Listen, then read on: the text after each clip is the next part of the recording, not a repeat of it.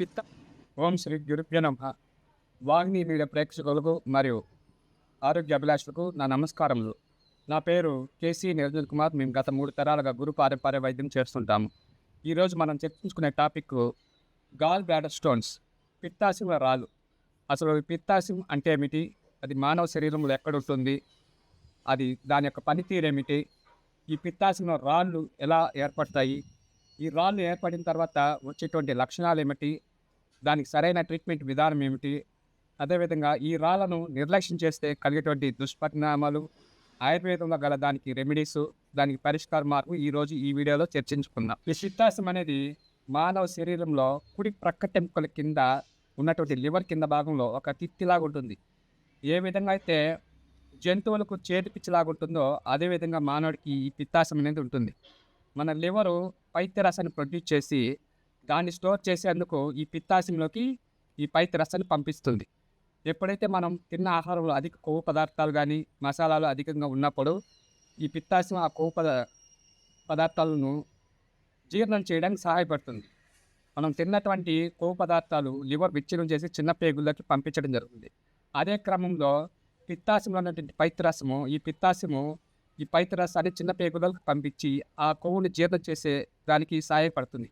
ఈ విధంగా పిత్తాశయం అనేది మానవ శరీరంలో జీర్ణ వ్యవస్థలో మనం తిన్న ఆహార పదార్థాలు జీర్ణం చేయడానికి ఒక ముఖ్య పాత్రను పోషిస్తుంది. ఈ పిత్తాశయంలో రాళ్ళు ఏర్పడడానికి గల కొన్ని కారణాలను మనం తెలుసుకుందాం. ఈ పిత్తాశయంలో రాళ్ళు ఏర్పడడానికి గల కారణాలలో ముఖ్యంగా మనం అధికంగా మసాలాలు, కొవ్వు పదార్థాలను సేవించడం, అలాగే మద్యపానం అలవాటు ఉండడము, అధిక బరువు కలిగి ఉండడము, గర్భనిరోధక మాత్రలు, హార్మోన్ నియంత్రణ మాత్రలను తరచూ వాడడం, స్త్రీలలో ఈస్ట్రోజన్ అండ్ ప్రొజెస్టెరాన్ పునరుత్పత్తికి సంబంధించినటువంటి హార్మోన్లు ఎక్కువ విడుదలవ్వడము, తక్కువ ఫైబర్ కలిగి ఉన్నటువంటి ఆహార పదార్థాలను తీసుకోవడము, కుటుంబంలో ఎవరికైనా ఇదివరకు గాల్ బ్లాడర్ సమస్య ఉన్నట్టయితే వాళ్ళ ద్వారా మనకు రావడము, కుటుంబ చరిత్ర అంటే వంశపారంపర్యంగా కూడా ఈ గాల్ బ్లాడర్లు స్టోన్స్ వచ్చేదానికి అవకాశం ఉంటుంది. మధుమేహం ఉన్నవారిలో ఆ మధుమేహ కారణంగా జీర్ణ వ్యవస్థ సన్నగిల్లి దానివల్ల కూడా ఈ గాల్ బ్లాడర్లో స్టోన్స్ ఏర్పడడానికి అవకాశం ఉంటుంది. ఒబిసిటీ, అధిక బరువు అంటే కొవ్వు, మనలో ఉన్నటువంటి కొవ్వు శాతం అధికంగా పెరిగి ఈ కొవ్వును జీర్ణం చేయడంలో కూడా విఫలమైనప్పుడు కూడా స్టోన్స్ ఏర్పడడానికి అవకాశం ఉంటుంది. ఇంకా మరియు ఒత్తిడి, మానసిక ఒత్తిడి వల్ల కూడా జీర్ణ వ్యవస్థలో మార్పులు జరిగి ఈ గాల్ బ్లాడర్ స్టోన్స్ అనేవి రావడం జరుగుతుంది. ఈ గాల్ బ్లాడర్ స్టోన్స్ అనేవి ముఖ్యంగా ఎప్పుడైతే మనం తిన్న ఆహారము జీర్ణం అవ్వడానికి కావాల్సినటువంటి ఈ లివర్ చేసే పని సరిగా లేనప్పుడు అందులో ఉన్నటువంటి కొవ్వు పదార్థాలన్నీ కూడా నేరుగా పిత్తాశయంలోకి పంపించడం జరుగుతుంది. ఆ క్రమంలో అక్కడ ఉన్నటువంటి ఈ పైత్యరసం అనేది ఆ కొవ్వుతో మిక్స్ అయ్యి ఒక గట్టి మిశ్రమంలాగా ఏర్పడి కొన్ని క్రిస్టల్స్ లాగా ఫామ్ అవుతుంది. ఈ విధంగా గాల్ బ్లాడర్ స్టోన్స్ ఏర్పడతాయి.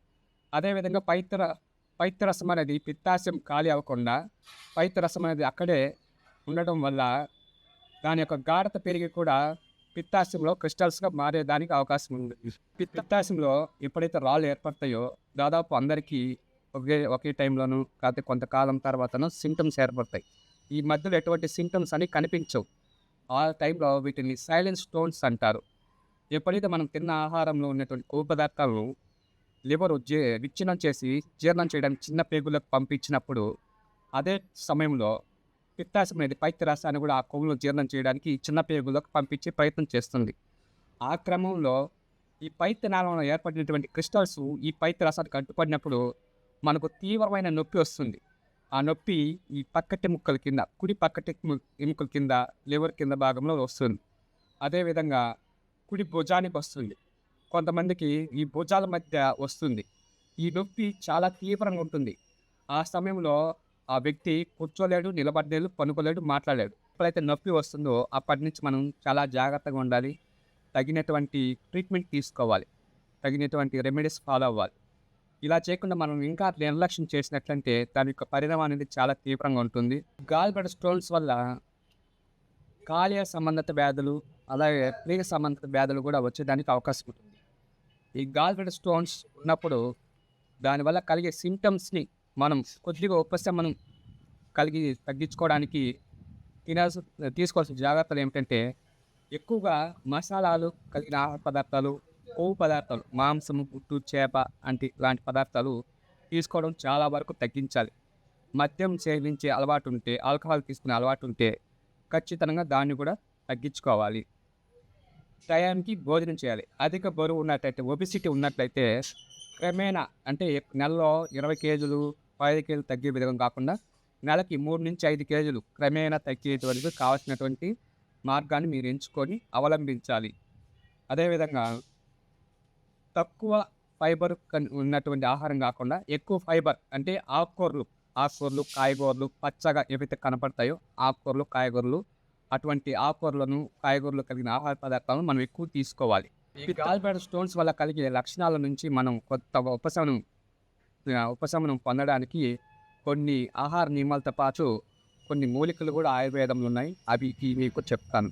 మనం వంటింట్లో దొరికేటువంటి సోంపు, ధనియాల కషాయం అనేది తరచుగా తీసుకోవాలి. దాంతో జీలకర్ర కూడా యాడ్ చేసుకున్నట్లయితే ఇంకా మరింత ఉపశమనం పొందేదానికి అవకాశం ఉంటుంది. వైద్యానికి సంబంధించిన ఆహార పదార్థాలు కూడా చాలా వరకు తగ్గించుకోవాలి. ఏ విధంగా అయితే ఈ పచ్చి కొబ్బరితో తయారు చేసిన ఆహార పదార్థాలు, అలాగే డైరీ ఫామ్ పాలుతో తయారు చేసినటువంటి ఆహార పదార్థాలు ఇవన్నీ కూడా తగ్గించుకోవాలి. అదేవిధంగా నేలశ్రీ, తెల్ల గల్జేరు స్వరసాలు మీరు డైలీ తీసుకున్నట్లయితే 1-2 స్పూన్లు మీకు చాలా ఉపశమనంగా ఉంటుంది. వేరుశెనగతో తయారు చేసిన ఆహార పదార్థాలు కూడా చట్నీ, ఇడ్లీలోకి చట్నీ కాకుండా ఎక్కువగా చట్నీ తీసుకోకుండా సాంబార్ తీసుకోవడం ఉత్తమము. అదేవిధంగా చిక్కుడుతో తయారు చేసిన ఆహార పదార్థాలు, తాలింపులు కూడా తీసుకోవడం తగ్గించాలి. అదేవిధంగా టీ, కాఫీ తాగే అలవాటు ఉన్నా కూడా అది కూడా తగ్గించుకోవాలి. కొత్తిమీర, పుదీనా వీటితో చేసినటువంటి పచ్చళ్ళు కానీ తీసుకోవడం మంచిది. అదేవిధంగా వీటి యొక్క జ్యూసెస్ తరచూ చేసుకొని తాగడం అనేది చాలా మంచి ఫలితాన్ని ఇస్తుంది. బత్తాయి జ్యూసు, అలాగే దానిమ్మ జ్యూస్ కూడా తరచూ తాగుతూ ఉంటే ఈ గాల్బ్లాడర్ వల్ల కలిగేటువంటి లక్షణాల నుంచి కొంత ఉపశమనం పొందవచ్చు. మీరు ఈ విధంగా చేస్తూ కూడా ఇంకొక మంచి రెమెడీ చెప్తాను. అదేమిటంటే నెయ్యిలో వేయించినటువంటి 7 మిరియాలు తీసుకొని, మంచి క్వాలిటీ కలిగిన మిరియాలు 7 తీసుకొని వాటిని నెయ్యిలో వేయించి చూర్ణం చేసుకొని పక్కన పెట్టుకొని అందులో ఒక పావు చెంచా అతిమధురం చూర్ణం, మన ఆయుర్వేద షాపుల్లో కానీ ఆన్లైన్ స్టోర్లో కానీ మీకు అతిమధురం అంటే ఇష్టమధురం అంటారు. దీన్ని తీసుకొని ఈ చూర్ణాన్ని, మంచి క్వాలిటీ కలిగిన చూర్ణాన్ని తీసుకొని ఒక పావు స్పూన్ వేసుకొని కొత్తిమీర ఆకులు ఒక 100 గ్రాముల నుంచి 120 గ్రాముల కొత్తిమీర ఆకులను మాత్రమే తుంచుకొని, తొడిమిలు కాకుండా ఆకులు తుంచుకొని బాగా మిక్సీ వేసి గ్రైండ్ చేసి మెత్తటి పదార్థంలాగా చేసి దానికి సరిపడు దానిమ్మ జ్యూస్ 100 ml నుంచి దాదాపు 200 ml అయినా తీసుకోవచ్చు, 150 ml అయినా తీసుకొని ప్రతిరోజు తాగుతున్నట్లయితే మీకు ఈ గాల్బ్లాడర్లో ఉండే స్టోన్స్ పోయేదానికి చాలా ఎక్కువ అవకాశం ఉంది. త్వరగా పోవు. ఈ గాల్బ్లాడర్ స్టోన్స్ అనేవి చాలా త్వరగా పోవు. చాలా దీర్ఘకాలికంగా ఉంటాయి. ఇవి చాలా త్వరగా అయితే పోవు. నిదానంగా చాలా నెమ్మదిగా పోతాయి. ఈ రెమెడీ కానీ మీరు ఫాలో అయినట్లయితే చాలా నెమ్మదిగా పోతాయి. ఈ విధంగా మీరు ఇంట్లోనే ఈ రెమెడీని పాటించి ఈ గాల్బ్లాడర్కి సంబంధించిన సమస్యను మీరు పూర్తిగా పోగొట్టుకోవచ్చు. ఈ గాల్బ్లాడర్ స్టోన్స్ వల్ల కలిగేటువంటి దుష్ప్రభావాలను మరియు దాని యొక్క బాధల్ని తప్పించడానికి మేము శాశ్వతంగా ఒక అద్భుతమైన అనుభవమైన ఔషధం తయారు చేశాము. అందులో వేసినటువంటి వస్తువుల్లో ముఖ్యమైనవి ఈరోజు మీకు చూపించడం జరుగుతుంది. అందులో వేసినటువంటి వస్తువు పట్టిక ఆలం. ఇది రాళ్ళను కరిగించడంలో మరియు శరీరంలోని విషదోషాలను, ఇన్ఫెక్షన్లను తొలగించడంలో చాలా బాగా పనిచేస్తుంది. అదేవిధంగా వెలిగారం అనేది అక్కడ ఏదైనా పుండు, వరుపు, వాపు ఉన్నటువంటి సమయంలో ఈ వెలిగారం అనేది చాలా బాగా పనిచేస్తుంది. ఇది కూడా రాళ్ళను కరిగించడంలో సహాయకారిగా ఉంటుంది. ఈ సూర్యకారాన్ని తీసుకొని, ఇది అరటి చెట్టు నుంచి తయారు చేయబడిన ఒక రకమైన ఉప్పు. ఈ ఉప్పును తీసుకొని ఈ ఔషధంలో చేర్చడం జరిగింది. ఈ ఉప్పు కూడా రాళ్ళను కరిగించడంలో చాలా బాగా ఉపయోగపడుతుంది.